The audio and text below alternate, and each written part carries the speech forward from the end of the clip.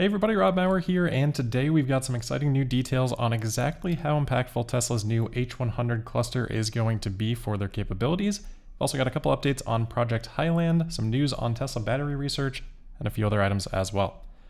All right, starting off with the stock, not quite as exciting of a day for Tesla today, down 0.1%, closing at $256.90, while the Nasdaq was up 0.5% today.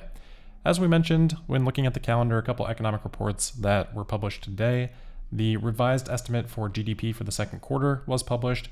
That was revised down. So the advance release, the first release, estimated GDP at 2.4%. GDP now coming in at 2.1% with this revised release. We should get the final number. I think that'll come in about a month or so. So not the final release, but interesting to see that revised down. Obviously, the lower that number is, represents worse things for the economy, but potentially impacts expectations for interest rates as well. And kind of paired alongside that with the GDP release was the Q2 PCE, or personal consumption expenditures. Those were revised. So this is different than the PCE report that we'll get for July tomorrow. That'll come out before market open. And that's the monthly indicator. This is the quarterly indicator. These get revised too, of course. And in this case, second quarter PCE was revised up from 1.6% to 1.7%. So not an extreme revision, a little bit higher though, but still just wanted to make sure that that's clear that that's not the PCE report, which will be for July that we get tomorrow, which is obviously more recent than the data that we're talking about here for Q2. So I just want to make that clear. And then I want to talk more about the H100 NVIDIA cluster that Tesla is turning on right now.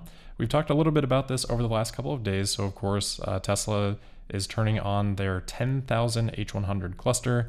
We talked before about how maybe with a conservative estimate, maybe that's something like 2 times an A100 equivalent, which is kind of how Tesla has framed their GPU capacity in the past for training capabilities. That was conservative.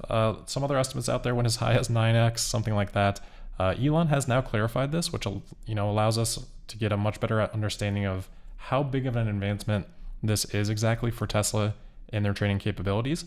So Elon's saying that in their testing, H100s are about 3 times faster than A100s. So it's just something to keep in mind whenever you're looking at the benchmark data. Obviously, those kinds of things are going to depend on exactly what use cases are being tested for those benchmarks, and that's going to vary from real world as we're seeing here with Elon's tweet. Nevertheless, 3x, that's huge. Again, a little bit higher than my conservative estimate. So I'm glad to see this, and I want to put this in context for what we had talked about probably a month and a half ago or so now, which was the graph that Tesla shared about the increases in compute capacity that they are planning to have over the next 18 months or so. So remember, we broke out the pixel math on this. Each chunk of these 100,000 A100 GPU equivalent blocks was 69 pixels. At the beginning of this year, Tesla started at 7 pixels of that filled in. So you've got roughly 10,000 A100 equivalents to start this year for Tesla. Now that's grown actually significantly, even though it hardly looks like it on this graph, to the equivalent of 12 pixels right around the time that Tesla had published this, which was an equivalent of 17,000 A100 GPUs. Now that can come from a little bit of Dojo, but probably mostly A100s at that point in time. Tesla then said that they were starting production of Dojo, which was a part of what will drive Tesla's compute capacity up significantly over the next 18 months. But as we have heard Elon say, part of that's going to be driven by NVIDIA. And now it's more clear with the H100 cluster that they have talked about, probably what's driving the most significant part of the ramp up, in this next 3 to 6 months. So again, putting this in context, with the H100 cluster that we now have, as Tesla had said, that's about 10,000 H100s. And that those are about 3 times faster than the A100s, which means we're looking at an equivalent of about 30,000 A100s if we kind of reference back to this graph. So adding that to the 17,000 that we had roughly at the time that this was published, again, there's maybe a little bit of Dojo increase in there during that period of time, but going from 17,000 now up to the equivalent of about 47,000 A100s with the addition of the H100. So if we go back to then the beginning of this year, you're talking about now almost 50,000 compared to where Tesla was at about 10,000 to start the year. So year to date, already increasing their training capacity by 5 times what it was. That means that at the beginning of the year, something that would have taken Tesla 3 months to train is now only going to take them about 2.5 weeks. Or said another way, something that would take a week to train, now only going to take them about a day and a half. Now, as we talked about with FSD version 12, this is going to be a big deal because that's really what's going to drive the progress, what's going to drive sort of the march of nines, at least if Tesla's architecture and plans come to fruition the way they want them to. Video training data is the constraint, as Tesla has put it. So the constraint to doing that is the compute hardware, and that's exactly what we're talking about here. Anytime you can increase your constraint from, 1x to 5x, like Tesla has done in the last 8 months, that's going to hopefully lead to much, much faster progress. So we're in an extremely exciting period of time right now. And again, a lot of these things aren't going to be immediately visible, but that is just a fundamental change in where Tesla's capabilities are, and hopefully the rate of progress that we then see in the actual consumer product. So obviously we'll have to wait and see if that comes eventually, but it's very exciting to see what could be unlocked from this capability. So I don't want to go on and on about this, but it's very exciting, and obviously this is just the beginning stages. Right now, this actually already puts us kind of where Tesla had originally plotted out to be in sort of October, in that period of time. So it looks like they're maybe even a little bit ahead of schedule, shockingly, on this massive increase that they had planned. Now, I don't know. Obviously, they said go live for the H100 cluster right now. I don't know if that's going to take them any time to kind of ramp up and actually integrate to the training process. But if that is sort of a flip of the switch type of a situation, then we'd be looking at Tesla being ahead of schedule on this ramp, not even considering maybe the impacts of Dojo yet. Although this gives us more clarity that, again, a lot of this is probably driven by the H100s. So startup production for Dojo, that still could take, a pretty significant amount of time to start to contribute to this growth trend. And maybe that's really what's, driving the increases for next year. So again, exciting time, and we'll continue to keep an eye on that. And I'm very thankful that Tesla has shared these updates with us. All right, moving on, just a couple of quick updates, or rumors, I guess, on Project Highland. So Tesla Chan on X noting that according to local China news, Model 3 Highland trial test production is over. So you can take that obviously different ways, but presumably based on some other rumors that we have heard in the past, the trial production was, the period of time before they would put it into full-scale production, which again, according to some of those rumors, seem to be targeted for September. There's more rumors, of course, of maybe some sort of an announcement on Friday. So trial test production ending before then could be a good sign that maybe that remains on track. So we'll see. I'm not putting all my hopes on any announcement on Friday, but just something to keep an eye on as we head towards that date. And then just wanted to honestly just show this render. I think it's one of the best renders that we have seen of what Project Highland could look like. Obviously, this is just a render, not a final photo by any means. But it looks great. If this is something, if it looks something like this, I think most people will be quite happy with that. And then Drive Tesla Canada today reporting that these two sets of wheels are going to be the new wheels on the updated Model 3. So obviously these would be matte black versus, right now we've got more of the aluminum wheels on the Model 3, at least in the United States. And similar style here on the larger wheels, a little bit different in terms of, what the uncapped aero wheels look like. I think they've got a photo of those here to compare to. Yeah, so you can see pretty similar there, except for the coloring, and then a little bit more of a change on the aero wheels. Presumably these ones would also have a cap, but I don't know, kind of tough to tell with what we're seeing here. So again, all of these I would put in the rumor category, but we seem to be starting to see quite a bit more information on Highland.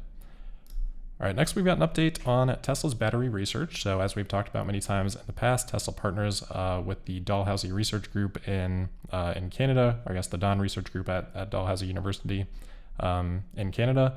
So Electric Autonomy, who has had some information on various different topics about EVs and Tesla's conversations with Canada in the past, they visited the Don Research Group and had a really interesting article that I'll link in the description today. I would recommend reading it. We're not going to go through everything because it's pretty lengthy, but some pretty interesting insights that they shared. So in their conversations with one of the members of the team, he talked about a couple of samples, I guess 4 different samples of different batteries that they were testing at that time. and said, of one of these pouches that they were looking at, that's probably the best lithium ion cell that you can make today.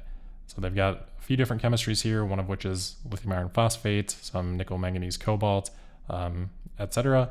So the one that he was referring to there specifically, he highlighted a new ingredient, which would be silicon carbide. So I'm losing my place on where that's mentioned, but yeah, there. I meant to highlight it, didn't quite get it highlighted. So silicon carbide, saying that is helping drive the energy density. So of course we've known about that for a long time. Tesla does plan to integrate silicon into 4680s. Silicon carbide here would potentially be a little bit different. But they talked about how, again, this is his words, potentially the best battery in the world, with him saying that the lithium iron phosphate then might take second place. Obviously there's different characteristics, different use cases for all different types of batteries. With the silicon battery, obviously what you gotta kind of worry about with that is degradation. So he noted that it doesn't cycle as many times, obviously, as a lithium iron phosphate battery would. But again, for Tesla's use cases, you don't need necessarily quite as many cycles, at least in automotive, as they talk about here with the nickel manganese cobalt battery, which has sort of famously been talked about as quote unquote million-mile battery in the past, and we've covered that probably 3 years ago at this point maybe. But talking about the cycle life, said that is now up to 19,500 cycles and counting. If each cycle, is full at 300 kilometers, you're talking about 6 million kilometers, which would be, just shy of 4 million miles. So pretty crazy to kind of just see the potential lifespan of the batteries that are, potentially being used in EVs today. So again, I'll put the link to this in the description. Again, a lot of other interesting details in that, and nice to kind of see some of that being shared. And then the last few things for today, just a quick update on Tesla Superchargers in Australia. The Driven.io is reporting that Tesla has opened up nearly half of its Superchargers in Australia. There's only 63 Superchargers right now in Australia, but they've opened up about 30 of these. I think they were testing this with 5 of them previously. So a pretty big expansion to non-Tesla owners' supercharger access there in Australia. And then the Wall Street Journal today with a report that the Department of Justice and the SEC are investigating Tesla over a secret glass house project. This is something we talked about. Wall Street Journal had a report on this probably a month ago or so, and that followed a Bloomberg report on this, 6 months, a year ago or so. So we've talked about this a number of times. I don't want to go into the details because there's really no additional details that are shared this time around, other than the fact that the DOJ and SEC are looking into it. The gist of it was that there was some special glass that was ordered for Tesla, and there's some communication that maybe that was for a house or something similar like that for Elon, and just questions around the appropriation of those funds and what they were being used for. So again, as we talked about when this initially came out, there was, conflicting information on whether or not it was even for a house, and there's no new information in this at this point in time. The only new information, again, is that Wall Street Journal is saying that the DOJ and the SEC are looking into it. Doesn't mean that anything is going to come of it, but obviously that always gets a lot of attention. So we'll see. I'm sure we'll have more reporting on that. And then finally for today, just a quick update on Rivian. So Rivian has announced the range estimates for their new dual motor variant of the R1T. Still waiting on the R1S figures, but interesting to see these for the R1T. They're pretty good. So with their max pack and 21-inch wheels, the EPA range on the R1T is going to be up to 410 miles. Obviously that declines a little bit if you go with the smaller wheels. And then if you opt down to the large pack versus the max pack, that range drops a bit, of course, with the smaller pack to around 350 miles, again, depending on the exact configuration. So looks like pretty good numbers there for Rivian. Of course, the dual motor is using a new in-house developed motor from Rivian, so I think they're excited to get that out and that configuration, and of course the EPA estimates here.